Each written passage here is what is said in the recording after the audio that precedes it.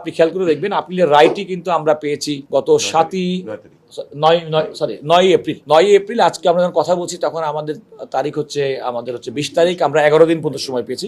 আমরা মোটামুটি প্রস্তুতি করে ফেলেছি, কারণ এই রায়টি হওয়ার প্রকাশের সঙ্গে সঙ্গে আমাদের অ্যাটর্নি জেনারেল অফিস আমরা নিজেরা বসেছি, আমরা নিজেরা এগুলো নিয়ে গবেষণা করেছি। এই মামলার এই রায়ের মধ্যেকার পক্ষ বিপক্ষে কোন সমস্ত বিষয়গুলো আছে সেগুলো আমরা চিহ্নিত করেছি। আমাদের কতগুলো ডেডিকেটেড ডিএজি এজি যারা এর জন্য কাজ করেছে, ওই পূর্বের মামলার শুনানির সময় যে সমস্ত ডিএজি এজি যারা দায়িত্ব পালন করেছেন, ব্যারিস্টার মেহেদী হাসান দায়িত্ব পালন করেছেন, তিনিও কিছু ইনপুট দিয়েছে। সবকিছু মিলে আমরা যতদূর সম্ভব আমরা আশা করছি যে এটা আমরা আপিলটা দায়ের করতে সক্ষম হব।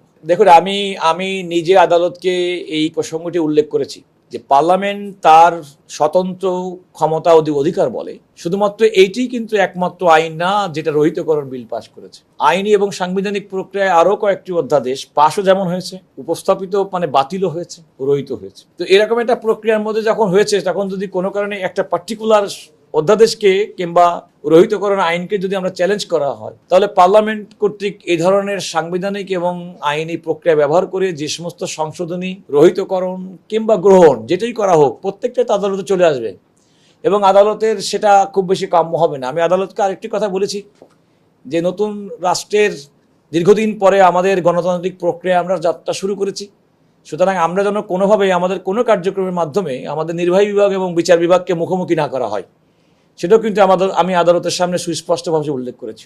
আমি তো গণমাধ্যম কর্মীদের তাদের স্বাধীন সংবাদ প্রকাশের ক্ষেত্রে আমি কোনো বাধা দেখি না, এবং আমি নিজে স্বাধীন সংবাদপত্র, সংবাদ মাধ্যম, গণমাধ্যমে তাদের নির্বিঘ্নে কাজ করবে পরিবেশে, এটা তো আমি সবসময় আপনাদের সবার সঙ্গে এই ব্যাপারে আমি একমত।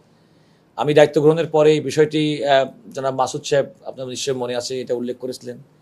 এখানে জনাব আশিক সাহেব উল্লেখ করেছিলেন, সম্ভবত ফজলু সাহেব উল্লেখ করেছিলেন, এবং আমি এই বিষয়টি আমার জুরিসডিকশনের মধ্যে যতটুকু আমি এটা কনভেও করেছি, এবং আমার দুইজন অতিরিক্ত অ্যাটর্নি জেনারেল সাহেব সে বিষয়টি তারা উপস্থিত আছেন, তারাও আমার এই আপনাদের এই অনুরোধ কিংবা আপনাদের এই সংবাদপত্র কিংবা সাংবাদিক হিসেবে কাজ করার ক্ষেত্রে প্রতিবন্ধকতার বিষয়টি আমি যথাস্থানে উপস্থাপন করেছি।